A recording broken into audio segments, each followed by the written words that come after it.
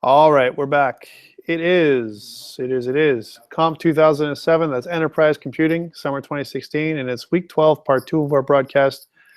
We're talking about the shopping cart, and we're going to use a little bit of jQuery with TypeScript to kind of make it all work nice. Okay, let's see how we're going to make this work out. Okay, so we're at this point where we're in the walkthrough where we're going to add some Ajax updates with jQuery. And what we're going to do is we're going to use the shopping cart view model, right, as an example to create this shopping cart index item. All right, so we're going to click on in our shopping cart controller. So here's our shopping cart controller. We're going to go to the index of our shopping cart controller, and we're going to right-click and we're going to click on Add View. All right, Add View. When we do this, it's going to ask us, hey, what kind of view do you want to make? And if you notice here, it says, let's use the shopping cart view model class, right, with a list. No. And the reason why is because it's going to they're going to revamp everything anyway. So I recommend you just make it an empty controller again, right, empty without model, right?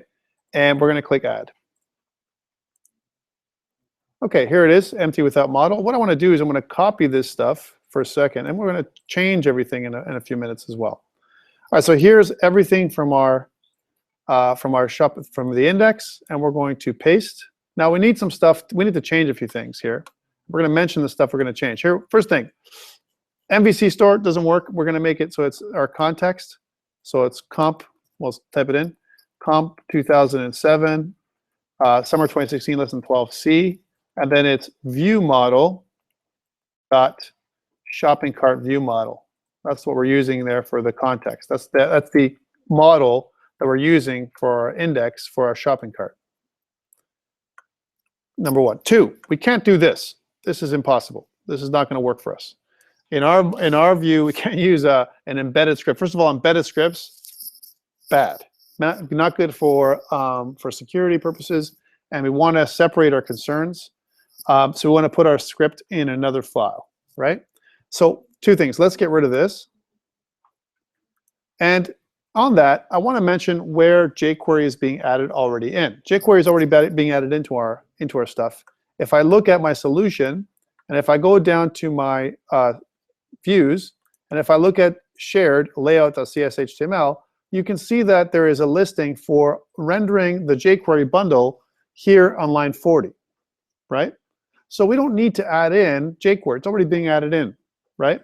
What I need to do is add in a reference to my scripts right in here. That requires us to make our own bundle. In order to make our own bundle, we have to make our own file. And we're going to call this file app.ts for TypeScript. Let's take a look. So going back to this one, I've got this little piece of code here that's embedded in our file. We're going to take this whole code, right? I'm going to cut it out. Here's I've cut it out now. And I'm going to make my own or my new script file under my scripts folder. I'm going to right click and I'm going to add a new TypeScript file. Right? Now it's going to say what is it going to be called? We're just going to call this app.ts and press OK. It's going to say, hey, do you want to add the TypeScript stuff support for your project? We're going to say yes. And it's going to take us to NuGet in a second. Right? But for now, let's copy and paste, right, or paste our code. Notice that we're getting an error, and we'll get an error in a second for the $sign. It says, hey, what is this $sign thing you speak of? Because TypeScript and JavaScript doesn't know anything about it, right? In order for us to get code hinting for TypeScript, we need to add in some typings through NuGet. So I'm going to go save this one. I'm going to go to NuGet. And under my NuGet, under TypeScript, I can see that automatically it's asked me to add in some jQuery TypeScript definition library. We can add that in. If you wanted to search for it by yourself, you can just search for TypeScript. If I search for that, you can see all the TypeScript definition libraries. We want just the first one, which is jQuery. I want to click on this little download button, or you can click install, one of the two. And then it just grabs the type definition library for jQuery and adds it into our project under a typings folder that's inside of our scripts folder. It's automatic.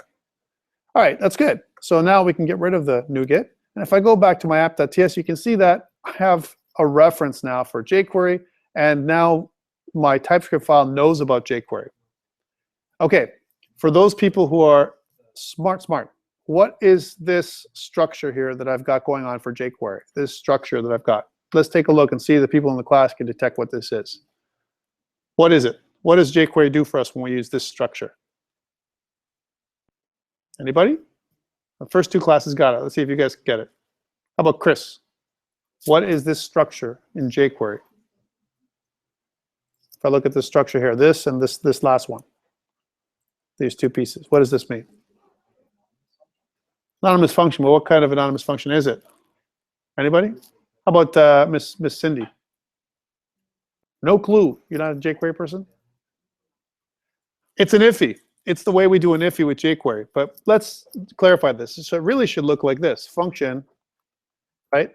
And then this anonymous function is here. And then to finish off the IFI, it should look like this, right? So that is what it is. This thing is a closure, a self-executing anonymous function, if you will, or an immediately invoked function expression is what it is. It's called. And what this does is it's going to immediately invoke this function and anything inside of it as soon as it accesses this script. Okay, this is one part of it. Now I know a couple things. One is, if you notice, what it's doing is it's looking for an attribute of data ID inside of a view, and it's getting the ID for the view and passing it into the record to delete. If I hover over record to delete, TypeScript knows that it's got to be a string. I might as well type it as a string. And the other thing I want to do, instead of using vars, TypeScript allows us to use a new ES6 method or variable declaration called let that prevents any kind of variable hoisting. I also know a couple things. I know for sure that this is going to fail, right? What it's doing is saying, hey, well, you're going to use Ajax to post the shopping cart at this particular URL. But notice that it's trying to combine these two together. But it has no idea of what to do, right? So what this really should look like is something like this. It should be plus my record to delete. So I'm modifying this little snippet from the web so it works. Now this will work. And that's it. So that is our app.ts file, right? And our app.ts file is going to add support so that way when we click remove from cart, it's going to look at the cart ID and remove that item and pass that information and remove from cart based on the ID that I add into the string. This is the URL that's going to happen. So we're going to use this post in order for us to do that. Okay, this is cool. And it also uses a little bit of jQuery to create almost like a fade out effect. So it's not going to be fast. A fast deletion is going to be slow. So kind of a neat little effect that we're going to use. Okay, cool. That's what this thing does. One more thing that I'd like to do, since we're using TypeScript, I always like to add in my own custom compiler options. So I'm going to right click on the project, go add, new item. And what I want to do here is add a new JSON object. And the JSON file is going to be a tsconfig.json file, tsconfig.json, and click add. This is going to be on the root of my document. And the reason why I want to do this, I can control my compiler options. If I go compiler options, Visual Studio knows about tsconfig.json. I can put in, first of all, I want to have the target. My target is going to be ES5. So even though I'm using some ES6 features, I'm going to target ES5. Next one is my module type is going to be common.js. And I also want to enable source maps so that I can get some good debugging information when I do my JavaScript. One more thing is I want to make sure that I compile on save. And that's true. So when I save my objects, I compile on save, and we're good to go. Now it's enabled here, which is a good thing. So I've got my tsconfig.json file. And remember that browsers don't know anything about TypeScript. If you want to know more about TypeScript, we talked about this the last time we did COMP2007. If I go to typescriptlang.org, TypeScript is a superset of JavaScript that adds syntactic sugar and gives us code hinting information, right, as well as strong typing and tooling to let us know when there's errors, so we can prevent errors before they happen, right? And again, if you want to learn about TypeScript, if you don't know about them, you can always go to Playground and check out an example of doing object-oriented code, like creating a person class. Here's an example that I put up online there that it remembers. And this is the JavaScript that it emits. So you can create much more complex structures with TypeScript that emit to pure JavaScript that are cross-platform compatible. It's really the way to write JavaScript these days for larger applications. For our little application, did I really need to use TypeScript? No. But the great thing about it is it gives some good code hinting to how to fix this problem. When I was working on this problem when it wasn't working, TypeScript saved the day. Okay, let's take a look. So I've got this piece. I've got all my TypeScript definitions ready to go, and I've got my little app.ts. I want to create a bundle configuration for my shopping cart, and I want to add that into my layout.cshtml in order for me to use my little app.ts file. So how do I do that? First, let's go into my bundle config. So if I look at my bundle config, it's under app start. Here's my bundle config. And if I go down here, I want to create a new bundle. And I wish, like I said to some people earlier today, I wish like we had an easy way to create bundling for the web for open source technologies. There isn't really much. There's one, Webpack. It's pretty cool. A little bit complex to use. And also Browserify. Those are the two main ones that I've seen lately. Kind of cool. There's other bundlers as well, but there's nothing that really does this right now. So I want a new script bundle. And then what I want to say is want to give a friendly name. Here's a virtual path, right, of what the bundle is going to look like. So it's going to look under bundles, and we're going to call this shopping cart, right? So that's my shopping cart bundle. And then we're going to include any scripts we want. We only want to include one script, which is going to be inside of our scripts folder, right? So tilde scripts. And then it's going to be called app.js, not TS, because browsers don't know about TypeScript. It's only for us. And that's our new bundle we made, a new bundle for the shopping cart. Bundling is awesome, and you can bundle a bunch of scripts together.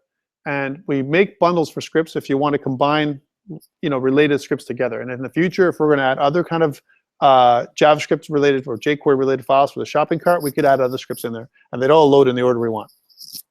So really cool. Okay, so that's that one.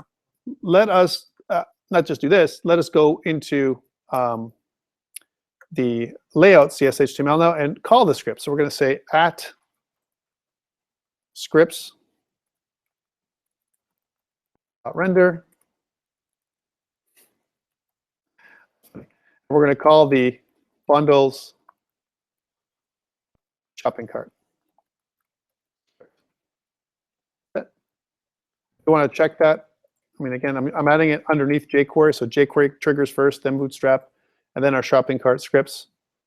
And remember, on our bundle config, we're getting our shopping cart script right here. This is the virtual path or alias for our shopping cart script, which really points to scripts app.js.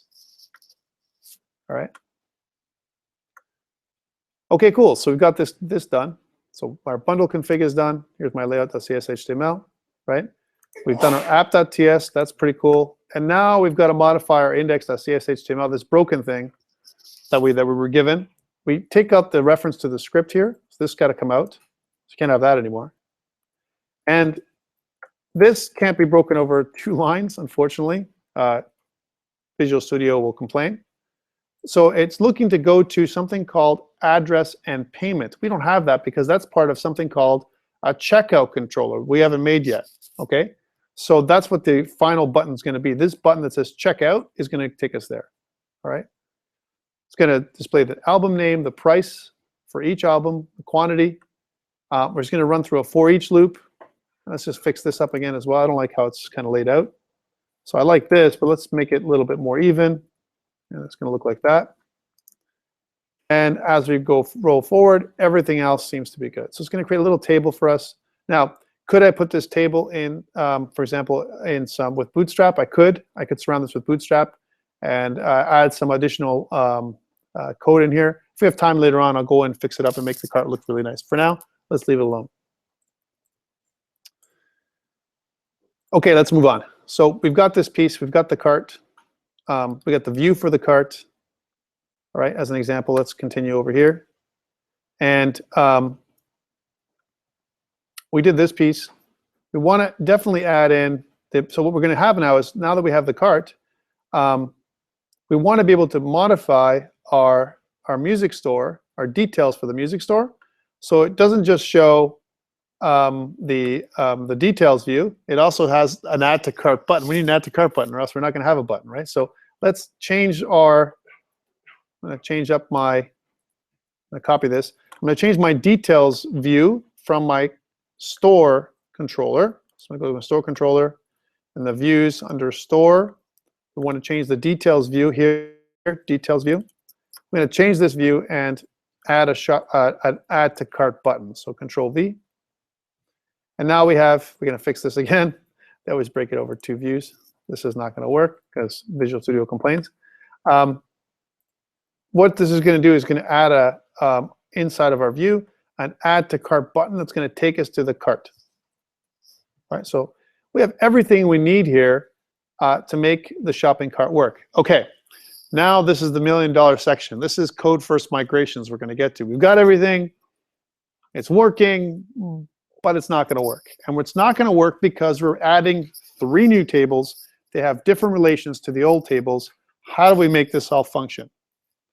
Okay, let's take a look. First things first, let's get rid of some of this stuff so we don't have to look at it right now. And for a reason, I want to kind of clear this up for you. We do code first migrations on the console. And some people love the console, some people hate the console. We're going to use the package manager console in order for us to do that. I have mine parked down here. If you want to get to it, you can go to View, Other Windows, Package Manager Console. All right, that's where you want to go to that. All right, this is kind of critical stuff to know. I'll go to my Package Manager Console here. All right, I want to enable migrations. That's what I want to do. Enable migrations because I've added all these new tables up. Okay. The name of the command I got to use is enable-migrations. So let's try this out. It's going to fail. All right. So enable-migrations. And the reason why it's going to fail is because I have 2 contexts. I have the security context account, the account model, as well as the store context. And I've got to choose which one I'm going to migrate. I can migrate both if I want to, but I don't need to migrate the security context. I only need to migrate the context from my music store. So this is the one I want to use. And actually gives you the code for it. It's right here. So enable migrations. It's not case sensitive. And I'm going to grab this all the way to here and add this in. I'm going to copy this. I'm going to paste it in. I'm not going to press enter. Okay. This is nice. This is the first part. The other thing I want to do is I want to enable automatic migrations. Okay. And if you want to know where the options are, if I want to type in enable migrations command, you can type that in. The first one, which is just some nice little breakdown of all the commands, right? One of the guys put up. You can see that this is the switch I want to use. Enable automatic migrations. What it does is it's going to take into account.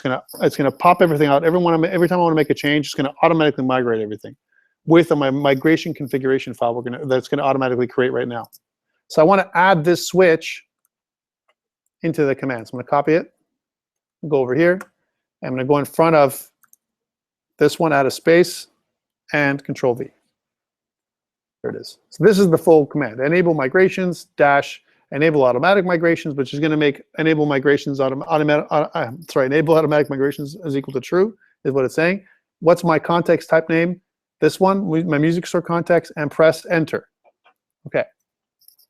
It's going to inspect my database. Look at my database, compare it to the tables that I have locally, and notice what the difference are. Then it's going to create a configuration file inside a migrations folder. All right, let me show you this. So if I click on this, you can see that automatic migrations is enabled as true. That's good, right? And if I look at my Solution Explorer, you can see that I've got my views, and I've got a migrations folder right here with this configuration.cs file. Notice also a couple of other things. I've got this context key that we're going to use, and down in here we have another seed area. You can use this seed area to seed, or just like we did our sample data, a database. So if you're going to do code first migrations for the first time, you want to seed up your database. This is another way to seed your database without using the sample data pattern that we showed before. Okay. So if you want to put stuff in here, if you notice, it gives you the pattern of what to do. You can add in whatever you want in here in order for you to create your seed. Okay. For now, we're going to leave this as the way it is. I've got my code first migrations file, which is going to help me migrate. So what do I do? Well, when I run my migrations, there's two parts, and forgive me if this is a weird solution, okay? But this is what has to happen. What has to happen is my database has to drop. Has to happen, absolutely, right? And my database has to drop, and as soon as my database drops, it has to be recreated with the new database, the database folders. For example, it has to have our database tables. It has to have an order, cart, order details, and all the other stuff. We need those in order for us to make the shopping cart. So here's what we're going to try. Let's try doing the migration by running the project, right? It should run the migration because it's going to see there's a code first migration. The sample data, if you look at the sample data that's inside of our models folder, sample data.cs, what it's going to do is it says, hey, drop create database if model changes. The model's changed. So it's going to do this, right? And because we have an automatic migration set up with my configuration.cs, it should work. It may fail. Are you going to panic? No. Don't panic, because we can always use, instead of, we have to do this, instead of database if model changes, we can always use always. There's two options. This one or always. Always, always removes everything. Every single time you run this thing and you access the data, right? It's okay for this particular sequence, what we're going to run right now. But as soon as we're done, we're going to change it back to if the model changes, right? First, we're going to try if the model changes by itself. And then if it doesn't work, we're going to go back and check always. Let's run this thing with debugging and see what happens. Again, I'm going to run this thing side by side with a little diagnostic tool to see what's going on. So I'm going to kind of pull my Visual Studio aside here so I can see what's happening at the same time that I'm accessing my data, right? If it fails, it's okay. So please don't panic, right? And by the way, I was successful a couple of times today, and I think I've rolled the dice too often. I've rolled 20s a couple of times, right? Right. So I don't know if I'm going to roll 20s again, right? I might roll a 1 this time. For those people who play D&D, you'll know what I'm talking about, right? Let's see what happens. All right. So I'm going to pull down my store. And once I click my store, it's going to say, okay, cool. Oh, here we go. It's going to say drop the database. I didn't tell it drop. All I did was I said, hey, you know what? We've got a migration going on. Okay, it's going to create the database. Uh-oh, this is where it fails sometimes. Why? I'm hammering my server, and I'm not giving it any chance to do anything. And sometimes, I'll say it this way, sometimes when I'm inserting the database tables over and over again, right, what ends up happening is I shock the server, there's too many transactions, and then it stops the transactions with me, causes a long delay, it expires, and causes me to have an issue. Now, it worked, so it seems. But here's the test. If I click on classical, right, and I want to add something to the cart, I have an add to cart button now, right? Let's add to cart. If it works, I'll get a shopping cart. If it fails, I'll get an error. Shopping cart. So it did the migration for me nicely. I did it the first time. I rolled the 20 again. I don't know how I did it, right? Just saying, right? Let's take a look at this thing and see what I really get. Okay, it's kind of small to see. All right, well, I can add an item to cart. If I go back to the store, this is kind of bad functionality, but if I go back to the store and I want to add another one, let's add on Let There Be Rock, right, AC/DC. If I add that onto the cart, I see now I have 2 items in the cart and my total price has gone up. If I remove an item for the cart, like the first one, then if everything goes well, it'll give me this little thing, tell me what I removed, and we're good to go. This is Ajax and TypeScript and jQuery, all that stuff working for us. So we can do this automatically. So we're good to go, guys. Our cart works. Here's where we have a problem. We don't have the next step. If I click on checkout, right, we're going to get this little funky error page because we haven't created a checkout. So this is step 2. Hey, this is a great place to upload to GitHub because we got functionality. We did our migrations, right? So we're going to stop this funny thing, right? And we're going to stop this debugging. I'm going to go to Team Explorer, and I'm going to hit Home. I'm going to go Changes, and I'm going to add all this stuff to the all these changes. Notice I've changed my app.ts, created my jQuery for my Ajax shopping cart functionality. I'm going to add that in. I'm changing my bundle configuration, all that stuff. So what I'm going to say added jQuery Ajax functionality to remove items. That's all I do from a shopping cart. And configured code first migrations. I did all that first. A little bit of a too long of a commit, but it's okay. Commit. I go home, and I'm going to go sync, and I'll push. Yay, I pushed those out. So now we're up to date. Okay, cool. Let's go to the next step. The next step is we've got to this point, right? And we've done all this. We need to do the checkout piece. And the checkout piece is the next page. Let's go to the next page. This is registration and checkout. We're not going to do registration at this point. Registration, we already know how to do registration. Our site registers everything for us. It's built into our scaffold, right? Or our template, if you will. What it's asking us here to do is to modify our my account controller, which is yet another data migration I'm not going to do, right? So that keeps track of our user. We're not going to do that. So it's not going to persist. Like I asked you to do, you don't have to make a shopping cart that persists between logins. You don't have to do that. Okay, so here's our checkout controller. I need to make this, and it's going to be an empty controller inside the controllers folder. So I'm going to do this next. I'm going to go here. I'm going to go to, let's close this up, our sample data. I'm going to go to the controllers. One day when my virtual machine updates. And I'm going to add, again, I'm going to go to Add Controller. And we're going to call this, it's an empty controller, that we're going to add the name Checkout in front of. Checkout. Here's our checkout controller. Here's our checkout controller. It's empty right now. And if you notice, what I want to do is I want to make this one have the authorize attribute. Authorize attribute is going to make it so that you have to be logged in order for you to check out. Okay, you can't check out unless you're logged in. Let's take a look and see how that works. All right, so that's the first piece. The other piece is that the way that John Galloway kind of designed this was kind of cool. He said, look, you know what? We don't want to make any payment methods. We're gonna simulate payment, but we're gonna create almost like a coupon code, right? If you select free as your coupon code, we got running a promotion, select free and you get everything for free, right? This kind of prepares you for a couple of options. One, if you want to, you can actually physically go to the next step and go to a payment gateway of some sort, or you can add, adding your payment information in there. This payment information we're going to use is just this coupon code, which is free. We're also going to create two methods. One of them is add address and payment, right? Both the get and the post, the view and the processing, and then the complete method, which is going to allow us to complete the checkout process. So those are the three things we're going to add in here.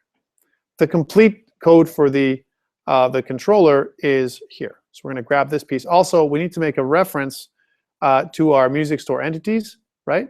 So this is what we need to do first. So I'm going to kind of do that first over here. So get rid of all this. So I'm going to copy and stuff in there. And then up on top here, I'm going to make a change this to authorize, because we're going to authorize the entire controller. So it means you have to be logged in. And then we're going to make a reference in our class to our music store entities, which means we need access to our models folder. So using comp, and then models. There we go. And inside here, we're going to say music store context. Again, it's going to be the same store DB, which is equal to a new music store context. Go, perfect. And now I can copy that code snippet in here from over here. Now notice that I also have this constant promo code, and I'm comparing my promo code that's entered with the promo code that I'm looking for, which is free, right? If both of those match the value of the promo code that I'm getting, and if they equal, if they're false, I'm going to just go back to my order, right? If it's true, I'm going to finish my checkout. I'm going to complete my checkout. Okay? So let's add this functionality. I'm going to grab from here, from my const, all the way down to the third last curly brace. Copy, go over here, and paste. All right, so we've got our constant, which is right here. Let's go through this a little bit more, right? So address and payment, what it does, it displays my address and payment page. We're going to generate that page, right?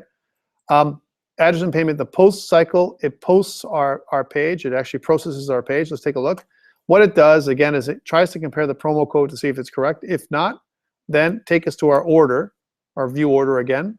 If it's true, then what we want to just want to complete our order. So we're going to redirect to the complete page, right? And here's the complete action result, which is going to show the complete page. It's going to say, thank you very much for making your order. Your order number is, here it is, right? That's what it's going to do. So that's what the checkout controller does. Let's add some views to the checkout controller. This is the next page, next place. We're going to go to address and payment. And notice that we want to, it always tries to add in a strongly typed view. This is the old ASP.NET MVC3. Obviously, we don't need to do that here.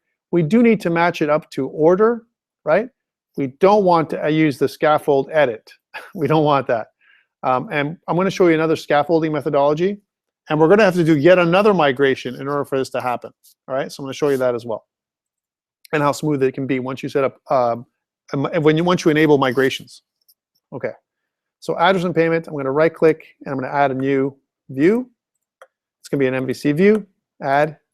And if you notice, the options that are going to be are empty without model, or if I want to choose empty, with model. My model class, again, if you notice, if you look over here, is the order. So I'm going to scroll down to the order class. And my data context obviously going to be the music store context. We're going to click reference script libraries, definitely, and click add. This is going to add in my address and payment. Now we could have chosen the edit template, but that's going to add in all our beautiful template. And I want to show you how to do it another way, how to scaffold this in another way. All right. Okay, so let's kind of go over here, and you can see that all this stuff has to be changed. This can stay, this part, but the rest has to be changed with this funky code right here. So we don't care about these scripts. Remember, we're not going to do these scripts in line like this, but we are going to grab everything from the @using statement all the way down to the bottom, copy that, go back over here, and replace this stuff. All right, there are some errors, right? Well, there could be. Here's one thing that that you're going to see: editor for model. Okay, this is the scaffold that I'm talking about. Editor for model. What it does is it takes a look at the model and creates an edit template for you. So it doesn't have to go with every single field. It doesn't list every field here. Okay, how is this good? It's good if you want to do some testing. How is this bad? It's really bad because we have no access. There's no way we have control over any of the fields that are created. Okay, except at the model level. The model level. So we can create all of our validation and the way the fields kind of respond at the model level, but we have no control over the style of the fields, which really sucks, right? However, I want to show you this other scaffolding methodology because it's something that he's been showing throughout the whole time. I haven't done it once. Let's do this one time. Okay, and there's requirements to make this work. One of the requirements is I need to change my order model, right? That's inside my models folder. So I got to go to my order model. Here it is. And remember, I changed this thing to postal code. Keep track of that because we're going to have to go back and put it back. Why? Because we have to use validation rules for our order model in order for it to work. So I'm going to grab all this. And we're going to change my order model around again after this. Copy it. Notice it also uses regular expressions for validation and everything in here. Nice idea. But the problem is that we need to do another migration in order for this to work. So I'm going to copy this and paste it in here. There we go. We're pasting it. And we also have to, I'm also going to grab this thing that says bind exclude order ID. I'm going to copy that and put it on top of the order itself, the model itself. There we go. Okay, none of it works. It says like, man, COM, it's complaining. What's going on? Well, because you have to add in the classes, so I'm going to kind of control dot here and add in the using system web MVC. That's one thing. The scaffold column, it means, hey, we're saying don't scaffold the order ID, right? So I'm going to do control dot for that one. And the same thing goes with our display name, right? We're going to control dot for that one and add another using statements. We've done all that for all those things. Perfect. Except that, guess what we've done? We've modified our order ID, our order model, which means we have another migration, right? Just the way it is. Let's check this out. Now, before we do the migration, and I did this a little differently in the first class, I want to add in my, this is what you're going to get. You're going to get this class or this scaffold that's built out automatically for us, right? Nice, but no control. And it's going to be like the fields are going to be like this thin too, which kind of doesn't match up with the rest of our project, but that's okay. I want to create this one too. I want to create the complete view. Let's do that piece too. This is a little different, and the reason why I want to do the complete view, so we have everything from our checkout controller done. All right, so checkout controller, I want to scroll down here and go to my complete view, and I want to add a new view. And now this time I'm going to make you do a empty view, right? So when I go back to view, where it says empty without model, I want you to do that. And one thing I want you to do is here where it says create as partial view. Notice that this is not a partial view. This is a strongly typed view. We don't have that option. Just press add. Okay, you get this. What we want to do is replace it with this. Okay, and we're going to talk about what this does. Okay, that's weird. So I'm getting an integer as a model. Why? Right? And this is obviously not going to work. Let's just fix this up here. Why is my integer the model? Well, how does it work actually? If I go to my checkout controller, you can see that in my checkout controller, my complete, I get an ID in the URL for what's being completed, the ID of the order that's being completed, right? And then if you notice, I pass it into the view. So I pass that ID in here. So that way, when I display it, I can display the ID of the order right here that's being completed. And that's all they're doing here. Do you have to do it this way? No, you don't. Can you pass it into the view bag? Yes, you can. There's many things you can do it in different ways. He's just showing you how to do this. He's calling this a strongly typed view. And the reason why you can do this is you can pass in the model as an integer. So you don't have to actually name the model type. Just pass it. It's listening for an integer type.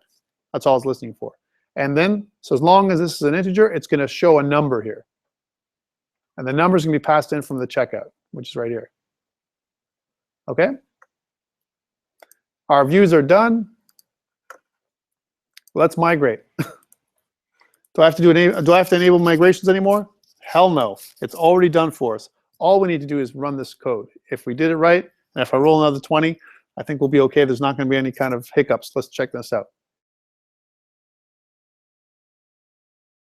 Okay. What's going to happen is it's going to regenerate that list again one more time because the model's changed. Just letting you know. Here's how it works. If I click store, and take its time now, and if you look at what's happening on the back end, right, you can see that right now it's dropped the table, dropped the database, and this is where sometimes you get a bit of an error because of the delay. Here's I'm creating my database, and between creating and deleting, right, the table's being hammered, right, that's what's happening here, and it doesn't like that sometimes. But in this particular case, we're really lucky in this afternoon. We haven't failed one time. We failed a lot in the morning. And it's kind of creating all the data from my database here. All right. Notice also that I'm logged in. I haven't really logged out, right? And so how am I doing this? Because there's a cookie that's been kept for the entire session, right? Let's log off to make sure that I'm not in there. Okay. So I'm in my store. Here's my store. And you know what? I might as well register myself. So let's register myself for the first time again. Because why?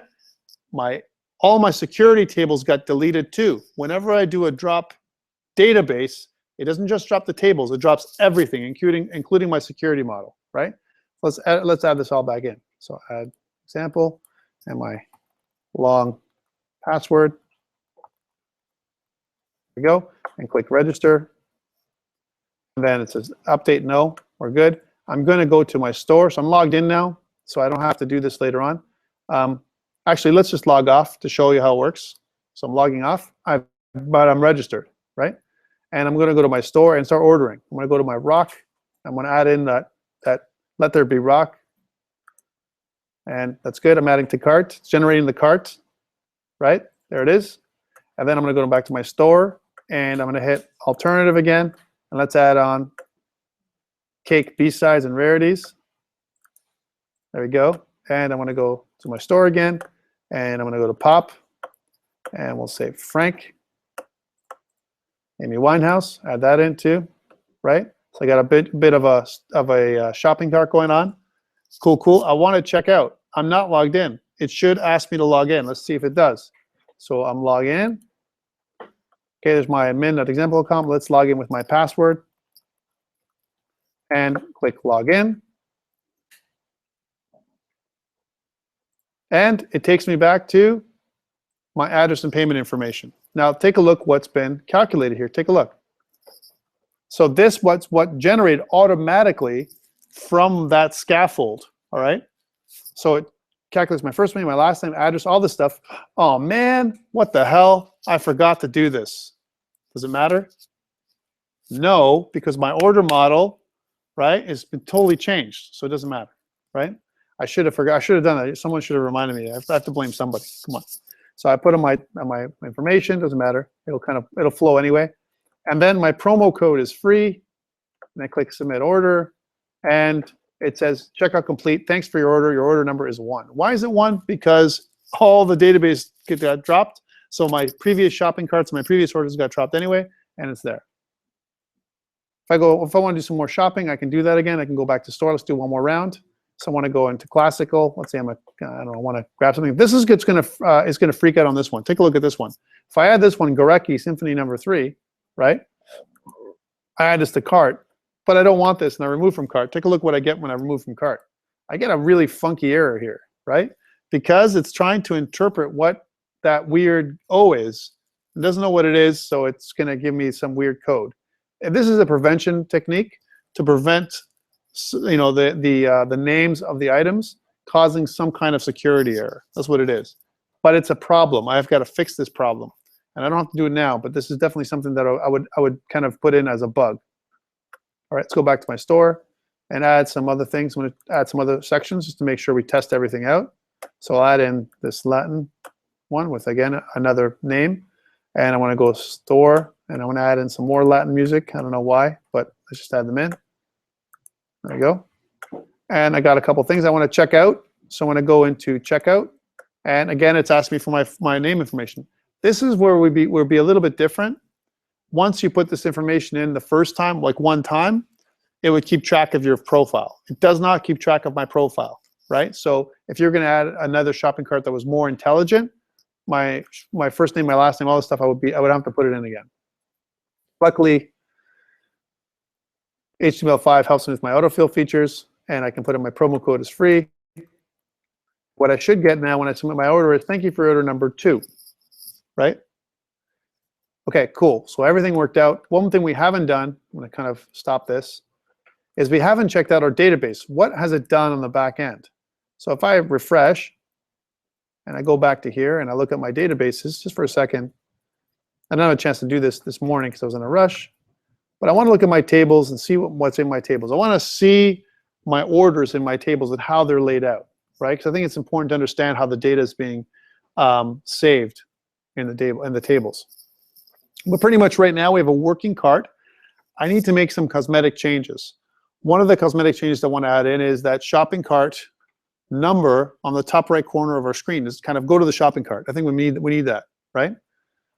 Okay, let's take a look first at our orders. So if I look at our orders table and I right click and I go view data, you can see that the orders table, when it comes up, I'm not changing anything, I'm just viewing, and Microsoft Visual Studio is taking its sweet time because of my virtual machine.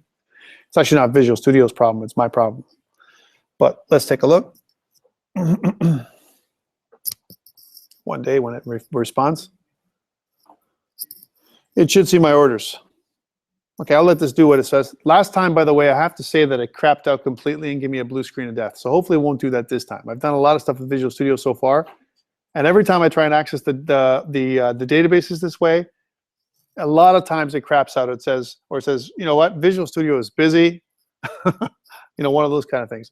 And it's not because of Visual Studio, but because of my memory allocation and everything else. Okay, let's go back over here, and we're going to go to the next piece. So I want to go flow to the next side, right? What I want to add in is this shopping cart stuff up here. How do I do that? Did it crap out? Hey! So these are my two orders, right? This is who ordered it, is me, right? My address information, everything else. Here's my order date. Kept track of my order date when I made my order. And it also has a reference to, let's just skip over here, to my phone number, my name, my total, all that kind of stuff. But where, oh where, my friends, is my order details? Well, right here, order ID is here. That's weird, right? Where's my order details? How do I get that information? Well, you have to know what I'm looking at. If I look at my order.cs file, you can see that I have my order ID, my order date, and everything else, but how does it relate my order? Like, where is my order? Is my order gone, right? Well, here's a list of order details. Well, where's that? Where's my foreign key for order details? And if I want to review my order, there is no order details up here. Just curious to see where this is, right? However, there is a relation between my name, my order ID, and the order details. If I was going to look at the order details view, or the table, I mean, here's the order details table. And if I look at the view data, hopefully it won't crap out. Don't crap out. It should show me a list of order details that were there, right? Remember, there's one piece I told you I'm missing. One piece I'm missing is the ability for me to keep track of my orders. And remember, we're not really keeping track of stuff. I'm just keeping track of who ordered it, who completed my order. For me to go to the next level and actually have a list of orders, you can see here, that here are my order details. Here's my order detail ID, right? And album ID is 48, and this is all the order detail. Order details 1, 2, 3, 4, 5. That's not stuff was not all in one order. That was on two different orders, right? So remember, order details is like different records, like the different parts of my shopping cart, right? So that's interesting. So it's not keeping track of that. And what about, I'm just putting it out there, what about my shopping cart itself? I got carts, right? So I definitely want that, you know, to that's the cart.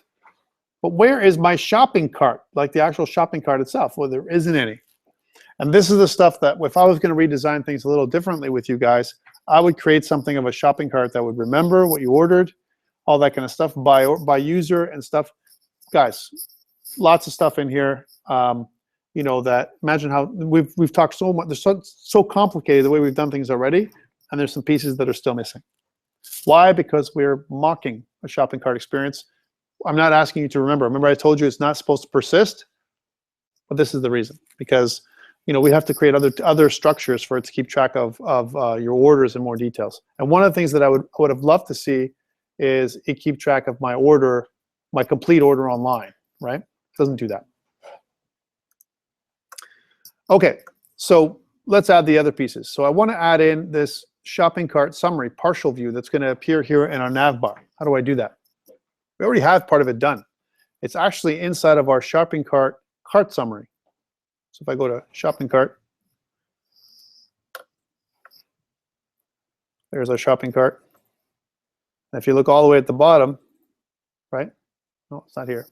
Sorry, I meant it should be under our, it's a child action inside of our shopping cart, but it's inside of our shopping cart controller. Let's take a look. Did I not look at that? No, I looked at the model. I meant to look at the controllers under shopping cart controller. There it is. So if I scroll all the way down, here's our cart summary. Now, cart summary is a partial view, and the way it works is it's going to be a partial view. The way it's going to work is we're going to generate this view. So I'm going to right-click and add a new view, right? Here we go. And this new view, when it gets added, is going to be a partial view, cart summary, right? Now it says without a model, which is perfect for us. So I'm going to just click OK or add. Empty. Good. Now what I want to add in here, we're going to talk about what this does. I'm going to copy this, right? So copy it. Remember, it's a partial view, right? And the partial view can be rendered anywhere. right? Now we have to kind of put this together so it makes sense, because Microsoft doesn't understand what this is. Let's try and put this together so you see it in its entirety. And that should be good. Oh, how about the top part? That'd be nice too. Okay, so how does this work? Right, we can actually split this one down here to go here, and we'll put that one over there so it's in one line. Okay, this is the partial view. What does it do? It's very simple, actually. It says on the line on the actual action link itself, or the actual where we're going to place this in. You're going to see the word cart appear with an open bracket, the number, the cart count, how many items are currently in the cart, and we're going to create this string. This is the first part of the string. This is all part of the text for the anchor tag. So the anchor tag text is all this, right? It's going to look at the index of the shopping cart controller, right? And it's going to return the cart status. So the cart status ID. Okay. What does this mean to us? How come this is a partial view? How does it work? Well, we're going to embed this thing inside of our layout CSHTML. All right, so let's go back to our layout CSHTML, our shared view, which is here. And we're going to make a reference to it, but we're going to make a different kind of view altogether. So I'm going to copy this. And here, after our store, we're going to, instead of an HTML action link, we're going to create a render action, and we're going to put it inside. We're going to put it inside of a. If you look down here, I'll show you where it is, so you can see the actual render action itself. It's right down here. This is how it looks. Okay, so I'm going to take this whole list item right here, further down the page, copy it, go back over here, and paste it in here. Okay, that's cool. So it's a render action, and it's going to say, I'm going to render the cart summary page.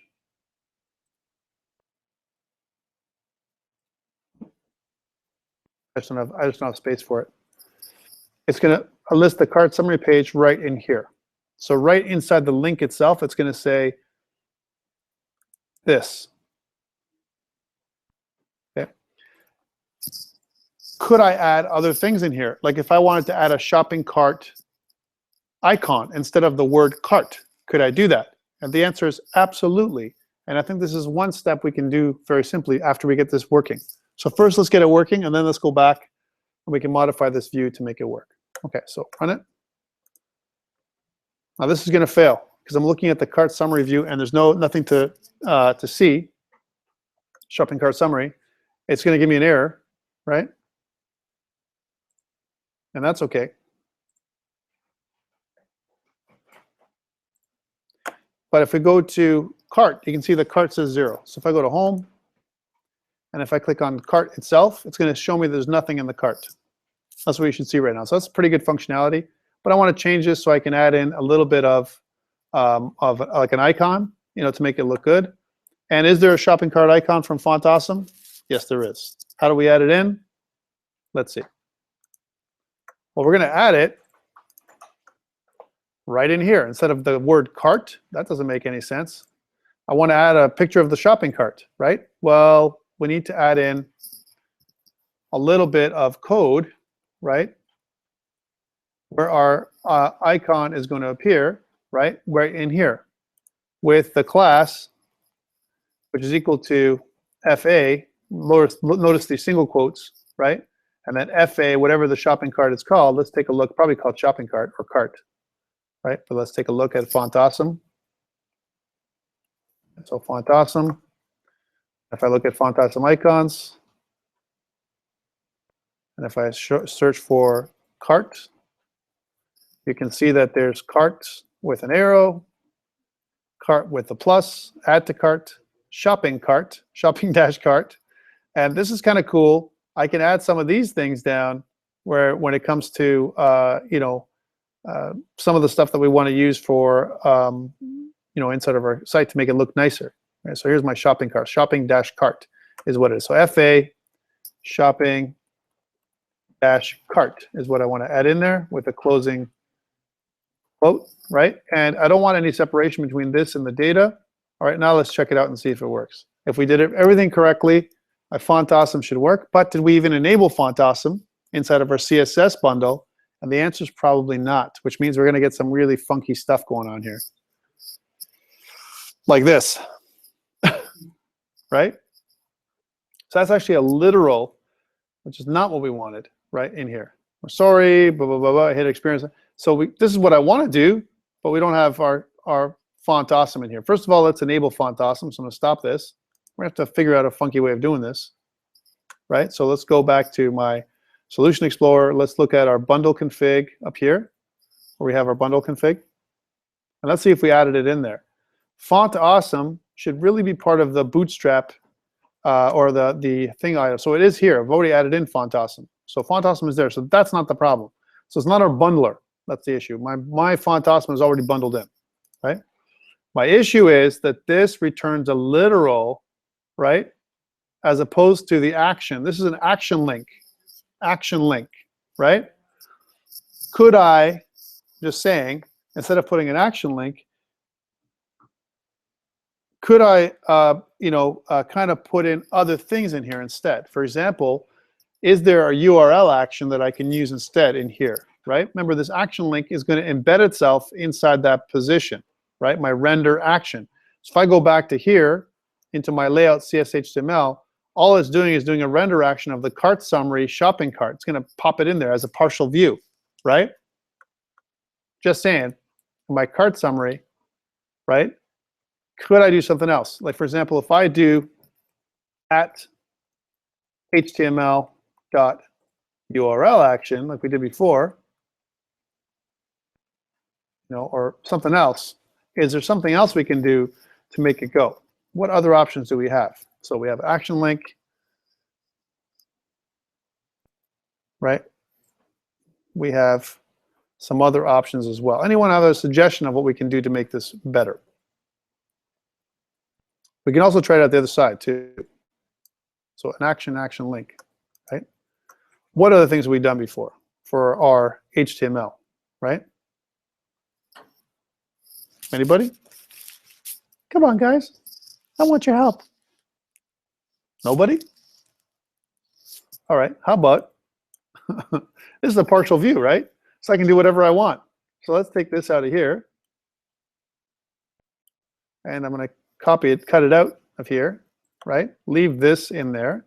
And before my action link, put in this and see if it works. So I want to do this anchor tag, or this I tag, which is actually an I tag, and it's going to be combined with my action link that's going to be kind of embedded in there. Is that possible? I don't know. But we're going to try it out. This is the other thing I thought about.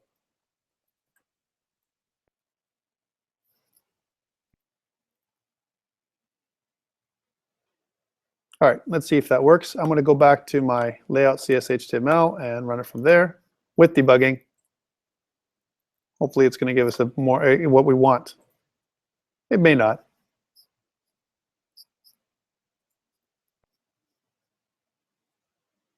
Kind of did. It's almost there. We're almost there, guys. Come on. Like, you got to figure that we're pretty close. My little shopping cart's there. It's really small, and it's kind of out of bounds, and everything else. Why? Because of the way we've used CSS in this case to do this kind of stuff. So we're triggering on the actual the nav bar up here, right? So we're adding this in. If I was to look at this, the final result, that's going to help us out. Let's see what let's do a bit of a view page source to see what we get. We're actually getting. So we've got our header, our nav bar, and down in here we're going to see the final results. We're going to say FA shopping cart. Oh, that's not what we want. That's why we're having a problem. This stuff, this here, has got to be embedded inside the anchor tag. Remember?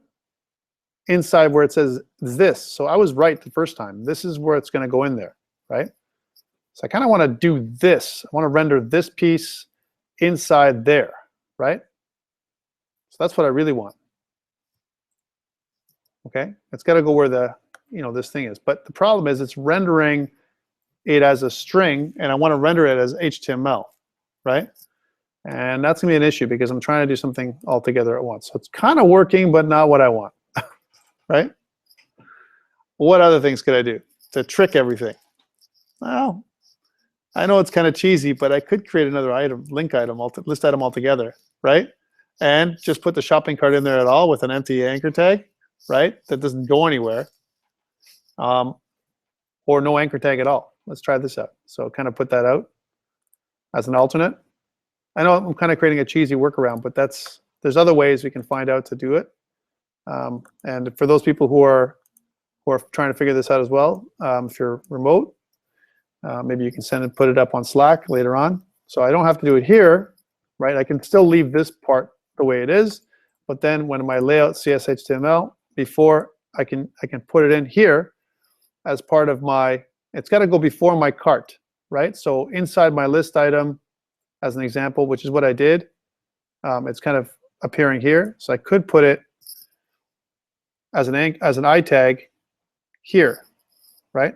I could try this, but this is kind of what I did before, right? So I kind of go one of those, see what this does. It's probably going to produce the same result. So I'm going to go Control F5 to run without debugging, so I don't have to go too crazy. We're probably going to get the same result as last time. Let's take a look. Yeah. So the other option is to put this in a list item of its own. So kind of crap this out. Actually, we'll just do one of these. And before the cart, put another list item, right? With an anchor tag inside of it. It doesn't go anywhere. Inside the anchor tag itself, I can put this I tag, right? I'm going to see what this does. Now, remember, it's going to look like a link, which is kind of weird, right? And let's see how that looks. And then after that, we have some other options. Not bad, but it's kind of separate. I want this, but I want this with this, right? So it doesn't look like a separate item. But this is the functionality I want. So obviously, it's too small anyway. The shopping cart should be a lot bigger, right? All right, let's fix this problem. So trounce this. And I want to use FA large. FA large. There it is. That's the one thing. Let's see if they give us another solution in this part. Because right now, all we're getting is this shopping cart. How'd you do that? Okay. Yes. Post that up on Slack, please. In the developer section. So we have a, yeah, see, I told you, someone had a solution, right? I love it. Just a matter of time. If you work with it enough times, you get a nice little thing to add it in. I like it. We're going to do this piece next too. We're going to change our view a little bit. Okay, let's take a look. So I'm going to go to Slack, and we're going to go to developer, and hopefully, there it is. There is this, the beautiful thing, right here. Thank you, Dan. I'm just going to take this piece right here. This is both, you need both lines, right? Copy this and go over here. Wonderful, wonderful. Thank you. And just replace that in there. And should work okay. Okay, so see what you've done. So it's still an action link, but embedded inside this class, that's it. A class of FA shopping cart, and maybe FA large. Let's do that, FA-large, right? To make it a little bit bigger, right? And then go back to my layout, CSHTML, and take this out.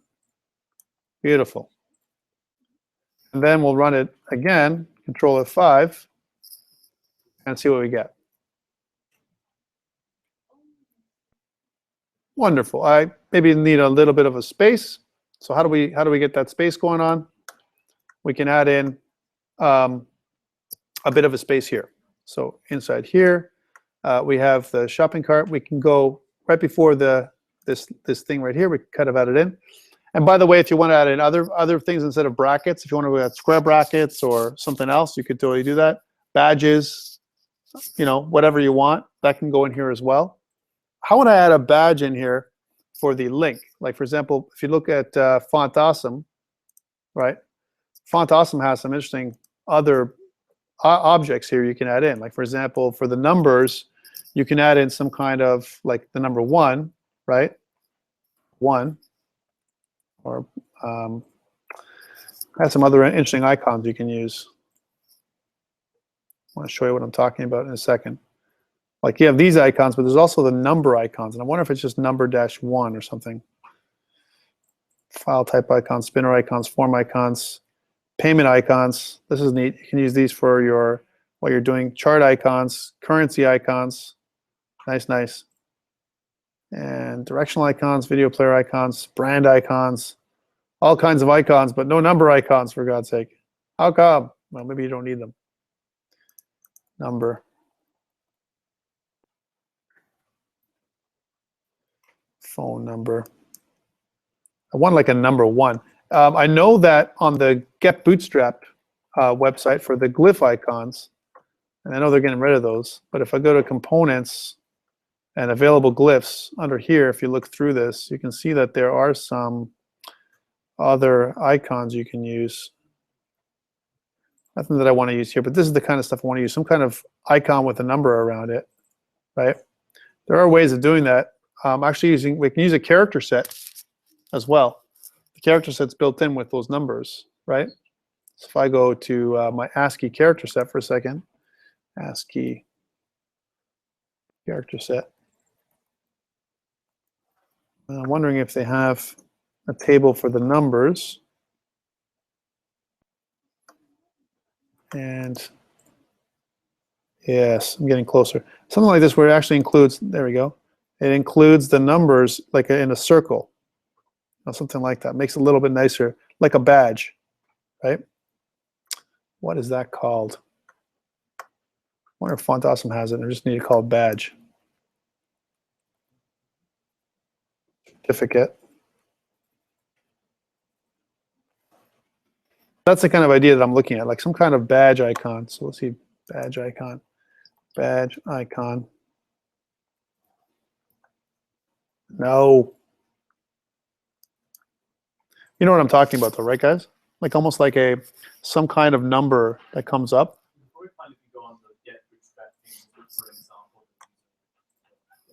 Yeah, well, maybe we'll go and do Get Bootstrap. I don't want to waste anyone's time with doing this kind of stuff, though. I would rather know where it's at. So under components, you're talking about, and badges. There we go. This is what I wanted.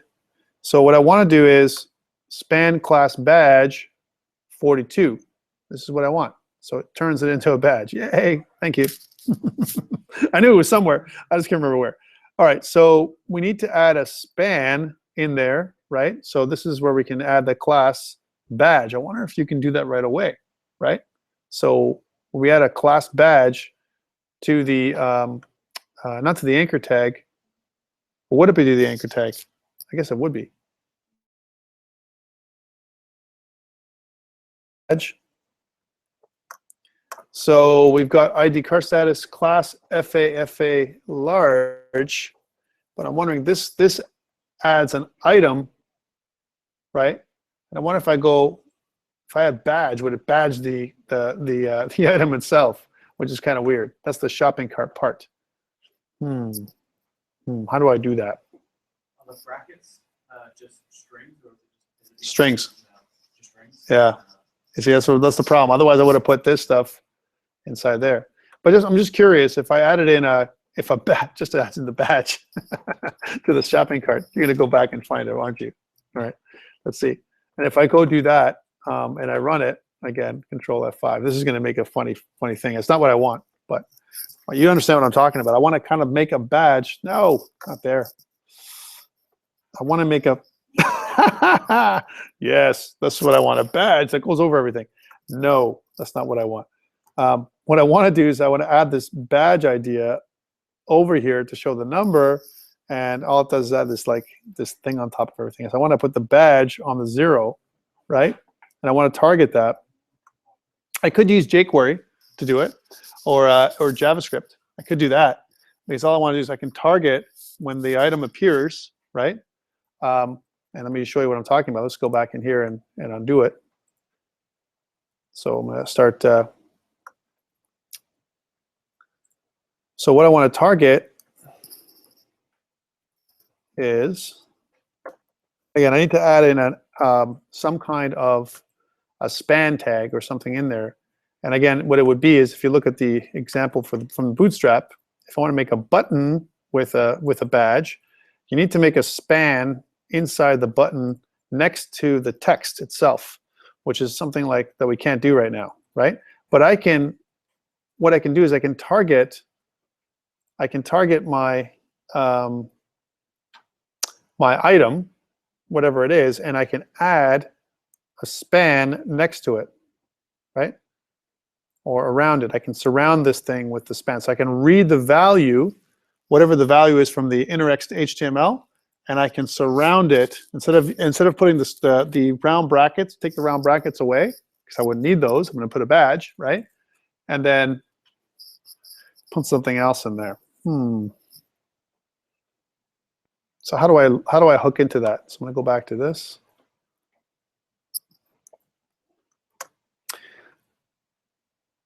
And let's run this thing so I can see what I can hook into.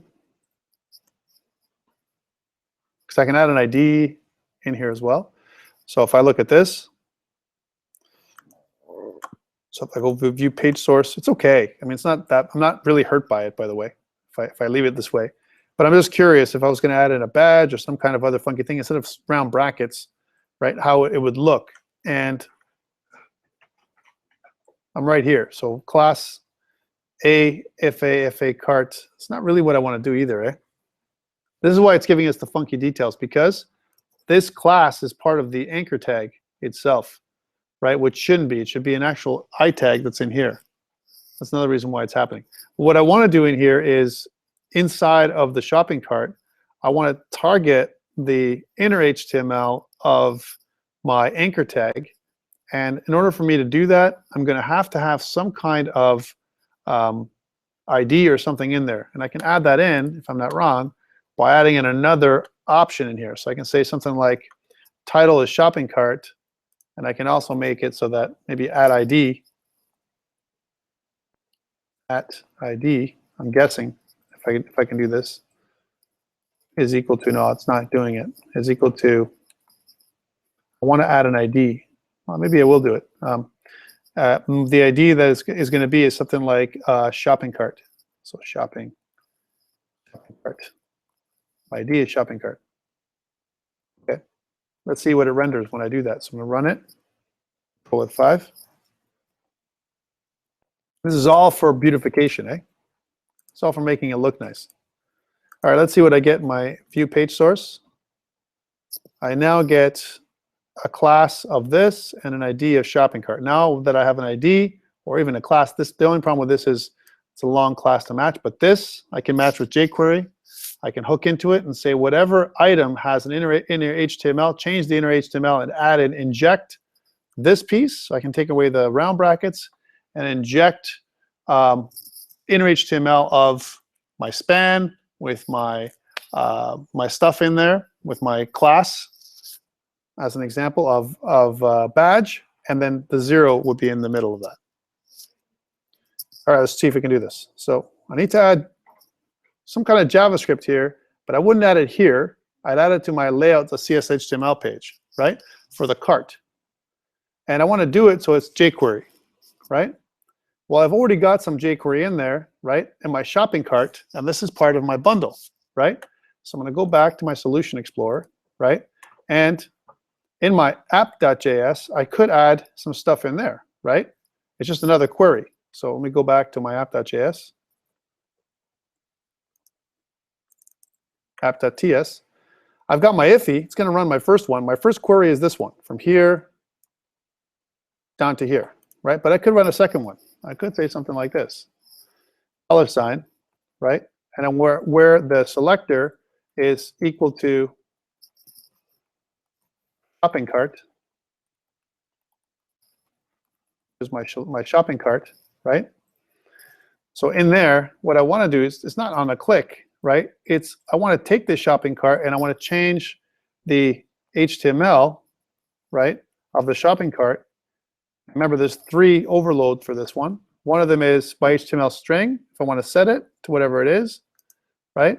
Or the other one is some kind of callback function. So if I put an HTML string in there, I want that string to be in there. But first what I want to do is I want to read the value. I want to read the value of that item. So because I'm going to lose it, right? So I'm going to hook into there and say, give me the value of that inner HTML. So return the HTML value, whatever it is, right? So this is return the value of my HTML, and I can assign this to a variable. So I say let the value, this is my cart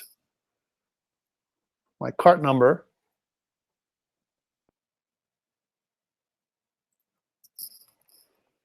so let my cart value, which is string. Actually, let's see what it does. If I go like this, if my cart value is equal to any, yeah, because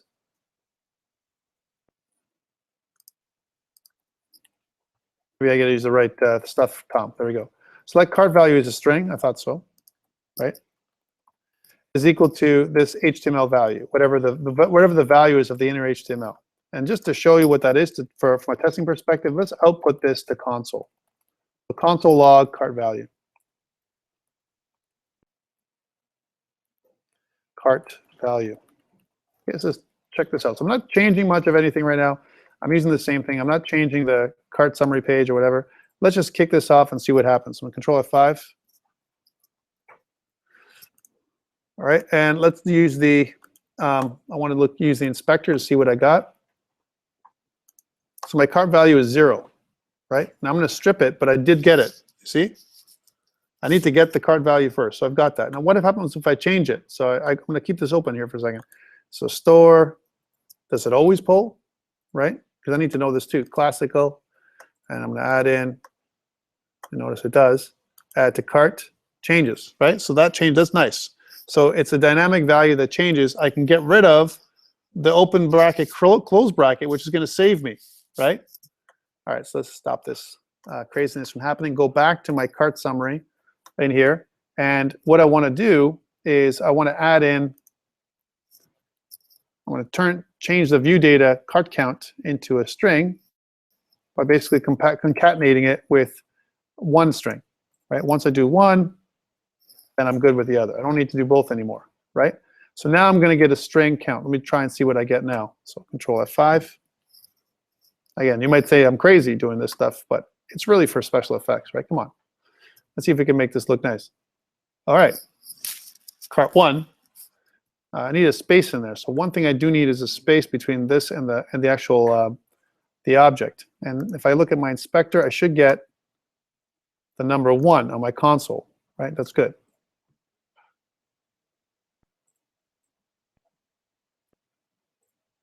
Why did it do this? Shopping cart. Oh yeah, because we don't have any shopping cart. That's why it gave me the error. Okay, so we need definitely a space between that and the other. That's pretty good, actually. That's what I want to put in there anyway. All right, so if I go back to this, I've got my cart value, and once I get my cart value, I want to add it back into my HTML. So what I want to say now is do the same thing, right? So number, oops, shopping cart. We use this, the getter. Now I'm going to use the setter, and I'm going to set the value of my HTML to my span with a class of equals to badge, right? And then inside there, I'm going to put my cart value, right? Plus cart value, right? Plus, I'm going to close off that span, right? So my span tag, right? Which is what it should be like. I did this correctly, and that should be it. Make sense? So I'm saying, hey jQuery, get the value of my shopping cart, and then take my span, inject a span tag with the cart value inside the middle of it, right? That should give me what I want. Let's see if it does. May or may not, but it's okay. We'll continue refining from here. We have some time left. All right, yay. See? It's a little bit too close. And I think what we can do is we can span it out just a little bit. So the shopping cart is, this value is a little bit smaller, or push it over. This is what I really wanted, right? Which is kind of cool. I do have a shopping cart item. That's why it's showing me 1, right? But let us do one more thing to this, because I think in the cart summary, I can add probably another space in here just to give me another bit of space between my cart, my shopping cart icon, and then the cart count, which is what I want. So save, go back to this, and Control F5. So now we've added another little thing, 2 lines of code for jQuery that does whatever I want, right? Instead of trying to rough it up. I know it's cheating, right? But it's still, I think we still need some space, right, between the two.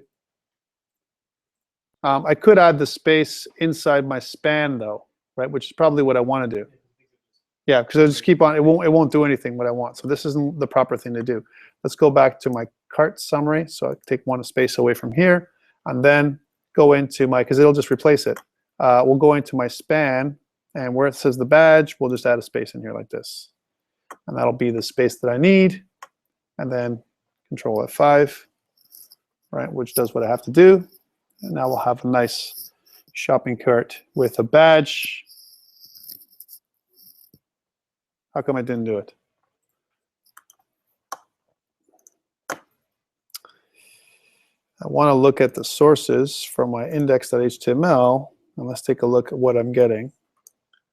And it's probably something dumb. ID. And we are getting it, actually. Shopping cart here. But it's not here that I want this. It's between my shopping cart and, oh yeah, because we made this the class of the item, right? It's before my span somehow. How could I fix this problem? This might be a bit of a problem. It's a little bit awkward, but you know, still a little nicer than before. Wouldn't mind being able to get that span. So it's not here. It's actually in here. But I don't think that's going to really help us too much if I do this. It'd be the same thing. But hey, let's see what it is. It's either one side or the other. Is it really critical? No. Nice if we can fix this. And by the way, if I really want to, I can. That's not bad. I can. That actually worked out, right? So what I want to is I can target. I can target this thing so that way if I can add in my class the right way, just like I did instead of how Dan did it, right? Shopping cart with a number. There we go. Let's take a look and see how that works if I actually add some more stuff to the store. So if I go to Rock, and I want to add in some, add to cart. Now I have 2, which looks a little nicer, right? And if I remove one, it all automatically updates to, oh man. That's bad too. Anyway, that's bad either way. So what's happened is, because of the jQuery that's happening, it's not updating the count, right? Because I'm not getting the count going on, right? It's showing 2 when I only have 1. And the reason for that is because, and I'm wondering if the jQuery is being updated. So we'll go back to this, back to the drawing board a little bit. That's why I'm testing it out to see if it all works good, right? I'm reading the cart right here, my HTML, right, from the cart. Because I'm pumping it in first, I'm changing it, right, from my shopping cart itself. Right, so this piece here is going to generate my cart item, my new number. But what's happening is, in the app.ts, when I read it, my cart value doesn't change, right? Let me pump that out for a second to check what I'm doing. So console log cart value. I want to see what that looks like. Oops. Cart. Because I'm using Ajax. I'm using Ajax. So what I should do is actually go to do something else. Instead of doing it this way, I should actually pass in the cart value some other way.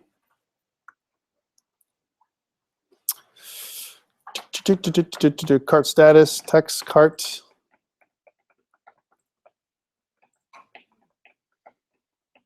Cart count.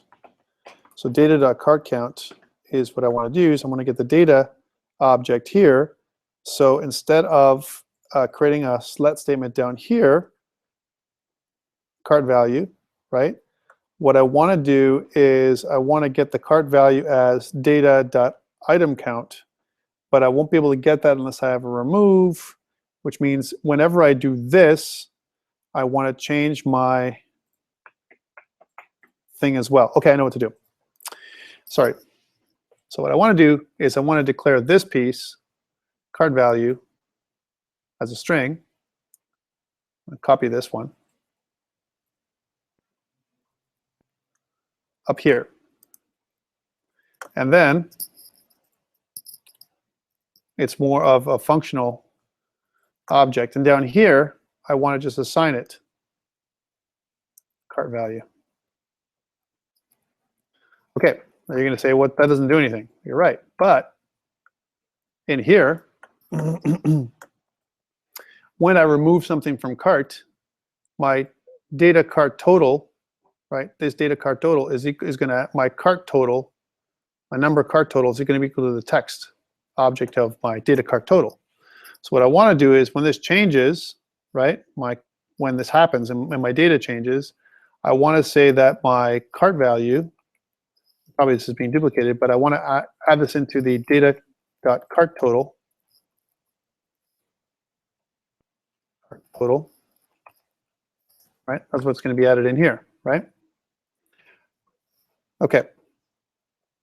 So this cart value is going to be that. And I'm also going to have to set up another value to say that something's been deleted.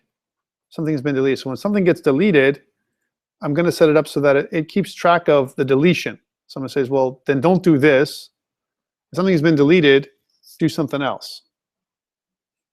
Right? So how do I do that? So I'll say let, and then deletion, or has deletion, which is a Boolean, right? And I'm going to set that up as a value of false for the beginning. But when we do this, when I actually delete something, then I'm going to set that has deletion is equal to true. And then if that's true, down in here into my cart value, I'm going to say if not has deletion, then do this itself. Otherwise, you're going to get the cart value from over here. There we go. Let's try that out. A little bit of code, and it may work, it may not. If not, we'll do some more troubleshooting, and let's see what we get. All right, we got cart as 1. Good. And I want to add something to cart. So I want to go to Disco, and I want to add LaFreak, add to cart 2. And I'm going to remove it, and it did not update. I don't like it. But we almost did it. But if I go back, I bet you if I go back to home, right, it changes it back to 1. Yeah, see? That's not right. Why? Because it's using Ajax, and I'm not updating my cart. There's a fix for this. I'm sure. I'm just not going to do it today. One more thing before you go to make it more beautified, and then we'll talk about some stuff that's ready to go. I'm not going to spend more time on that.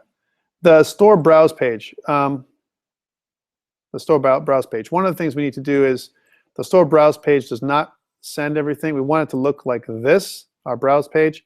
Notice that it does kind of a view that looks like this. That's our store browse page. When I go to my my home, my store page, instead of it being a list, it's going to have a bunch of these now. So how could I do that? I'm going to change my store browse page. So I have to do one of these. And copy this. We're almost done. So when I click store, instead of being a list, like boring list like this, it's going to look a little nicer, right? So I'm going to go to my Solution Explorer, and I'm going to go to my store browse and remove all this for each of these. Copy that in there. Control V. So each of my album URLs. That's my browse. And let's run it. So I'm going to run this thing, Control F5.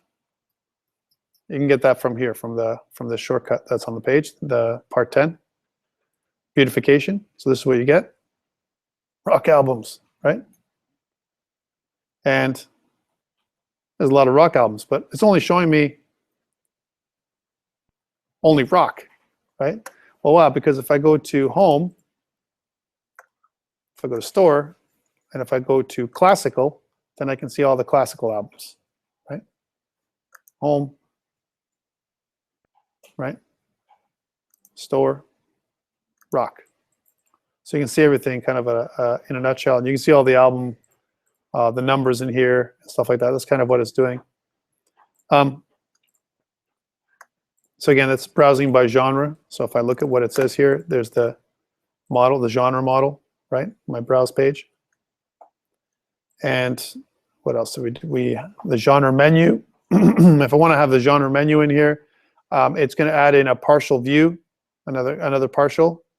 And what we can do is we can put it into the we can sub this in into the menu itself, right, into this partial. I wonder if it's in here already. Because it should be showing up, from what I remember, title URL now. And that's why it's showing it like this. Because it's a partial, it's being rendered alongside with my browse. So you can actually go back and forth and click on this as it goes, right? My browse albums. So let's site layout to display our partial views. And what did it do differently here? My URL contents for my store manager. We're not going to do our store manager because that's a totally different thing, which is our admin. And then, oh yeah, content. Okay. Anyways, I'm not going to fool around with this, but this is what's going to help us with our partial views inside of our layouts, a CSHTML page. I'm just wondering where, if I can see it quickly. jQuery, I wouldn't use that. And ASP.NET, here's our nav list, home. And then inside of our body, built with, and there's render body. And there's, oh, here's the genre menu right here. So before the end of our render body and after our options, we're going to take this and put it inside of this piece, and put this inside of our layout.cshtml. So before here, we're going to put this in here. And we can't do this because we don't have that partial view. So we're going to add that in. So we're going to go to grab the partial view, which is our genre menu, right? And we're going to click on, we're going to create a child action.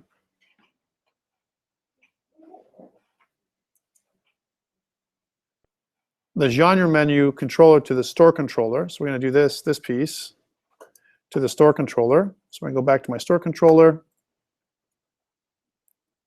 I missed this piece. Sorry, guys. I know I'm running overtime a little bit. And if you guys want to go, it's okay. I'm just going to add it in. So here at the bottom, I'm just going to add this in. There's our child action only. And I'm going to click, and first of all, let's save and build. That's really super important. Otherwise, we're going to have an issue. I'm going to build out my genre menu as a new view, as a partial. So it's a partial view, the genre menu, and I believe it's empty without model. Yep, empty without model, create it.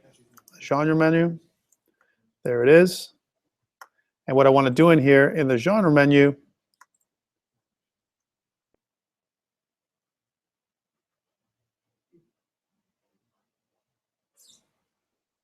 well, actually they did add a view, but it's okay. We can fix this. We can just kind of go and copy and paste this one. So copy this one and paste it in here, and then modify the model. It's IEnumerable. It's not MVC Music Store. It is COMP2007 models.genre, right? And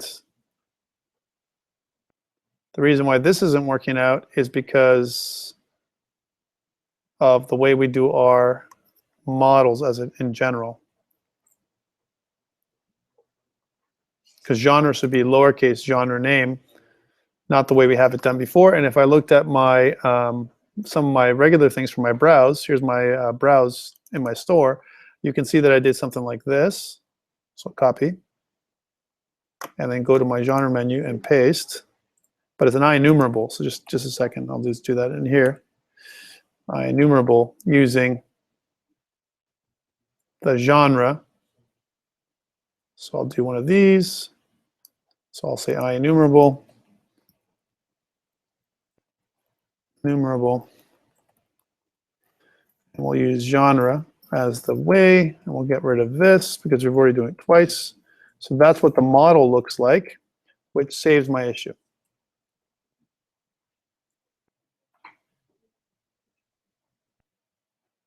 Okay.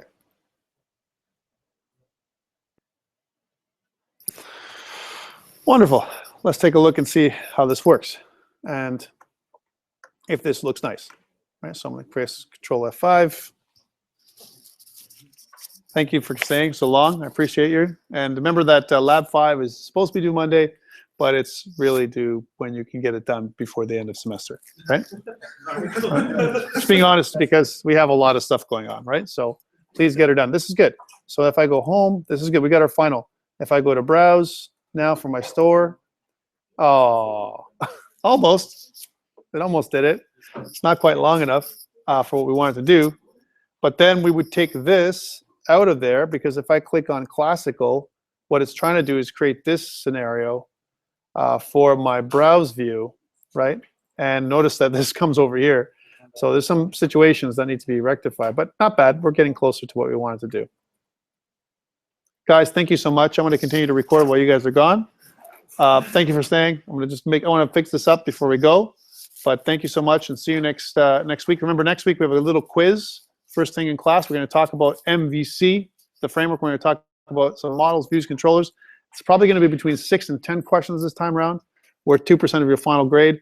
And that'll be all our quizzes and our labs done, right? And then we won't have to do an exam, all right? Thank you so much, and you guys see you next week. I'll just keep going with this one for the people that are online. Thanks, Austin. Did you fix all your problems? Yeah. Good, awesome. Yes?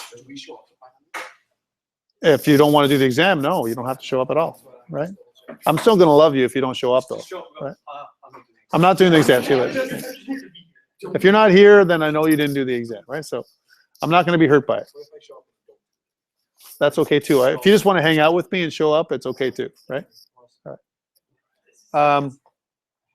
Okay, yeah, so what do I want to do? I want to continue over here to see if I've messed something up. And I don't think they added in any kind of special thing here. They added the partial view. That's what they want to do. And this is nice.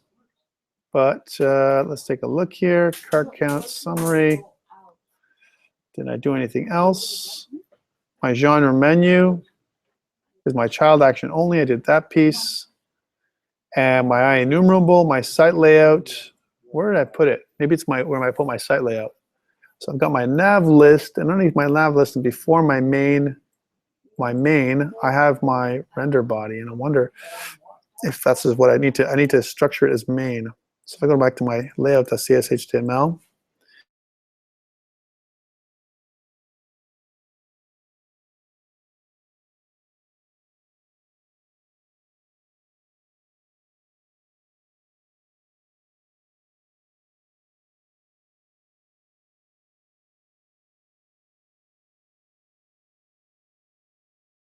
so I'm going to cut this out. So I'm making some minor modifications, guys. Right, so put this out of there, so that's not going to render. And I can make this a sticky footer, because we can do some more modifications in here to make the sticky footer. Yes, that's what it did. Main render action. That's one thing. Let's keep going. The browse page I updated, and it shows this top selling album. Yeah, we're not going to do that. I'm not going to keep track of top selling albums. Nice idea, but this I definitely want to add this little piece here, because my some kind of image like this, fresh off the grill, right? I want to do that. I mean, it's not that much work to do.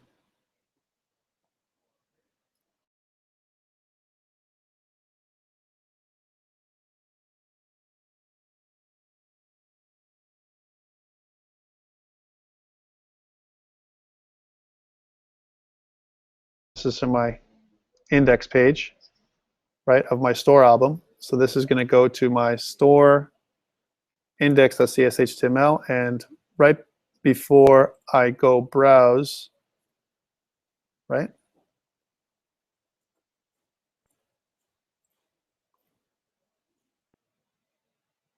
Yes. So after I do my view bag, instead of title being index, we have to say ASP.NET MVC Music Store, ASP.NET MVC Music Store. There we go. And what I want to do here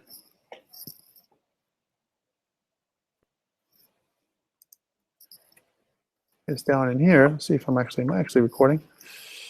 I'm recording me. Yay! That's not what I wanted. Been recording me the whole time, I bet. Well, that's why we can update things later. What I want to do, that's annoying. It happens sometimes when you don't click the right buttons, right? What I want to do here, no one told me about it. Oh, lovely, lovely, lovely. I'm gonna have to erase that one and upload. That's why I do the recording in the first place, right? Because it just in case it messes up like that. Okay, so this is good. And then what I want to do is going to get this promotion div tag. So copy this and put it over here. As a browse genre. Why does it say that? Is that my index? Yeah, it is. So I don't want to do that. My model count and genre. Wait a minute. Wait a minute. Undo, undo, undo. No, this is for my home controller, not my store controller. That's the genre I want there. So this is going to say, yes. So this is going to be this part. It's funny. And we'll put this in my store controller, my home controller. So I'll go one of these, and that's not right. I wanted to copy all of this. Copy and paste. So promotion. Just move that promotion icons. Let's try that out. So F5.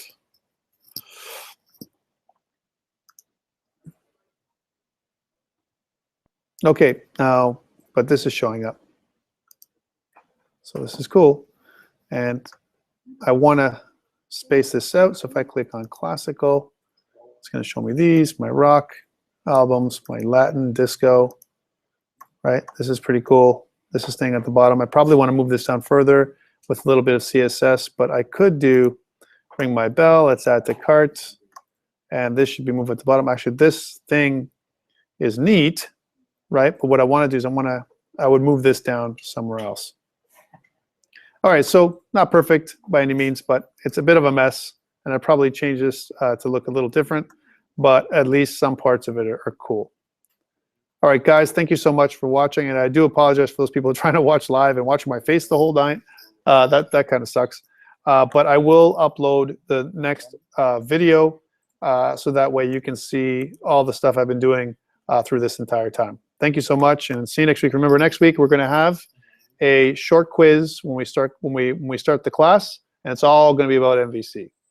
Thank you so much. Bye.